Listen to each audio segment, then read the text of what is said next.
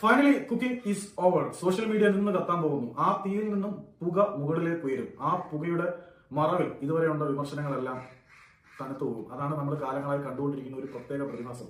ഇതേ കേരള ബ്ലാസ്റ്റേഴ്സ് അവസാനത്തെ signing confirm ചെയ്തു എന്ന് മാർക്കസ് മാർഗോയുടെ ഭാഗത്തു നിന്നും ഒരു സൂചന വന്നിട്ടുണ്ട്. നല്ല കാര്യമാണ്, അതിനെ നമ്മൾ അംഗീകരിക്കുന്നുണ്ട്. ഇതേ എന്റെ വീഡിയോ കാണുന്നവർക്കറിയാം, ഞാൻ ഇതുവരെയും നമ്മുടെ കരോളിസ് കിംഗ്സിൽ നിന്ന് സ്പോർട്ടിംഗ് ഡയറക്ടറെ കുറ്റം പറഞ്ഞിട്ടില്ല. കാരണം അയാൾക്ക് ചെയ്യാൻ പറ്റുന്നതിന് പരിമിതികളുണ്ട്. കാരണം മാനേജ്മെന്റ് കൊടുക്കുന്ന ഫണ്ടിനുള്ളിൽ നിന്ന് മാത്രമേ കരോളിസ് കിംഗ്സിന് കാര്യങ്ങൾ ചെയ്യാൻ പറ്റത്തുള്ളൂ. ഒരു മികച്ച പ്ലെയറിനെ കൊണ്ടുവരണമെങ്കിൽ താരങ്ങളെ വിറ്റഴിച്ച് ബിസിനസ് നടത്തി അദ്ദേഹം ഫണ്ട് കണ്ടെത്തി മികച്ച താരത്തിനെ കൊണ്ടുവരണം. ആക്ച്വലി ഈ ഒരു സ്റ്റേജിൽ കരോളിസ് കിംഗ്സിനെ കുറ്റം പറയാൻ പറ്റില്ല.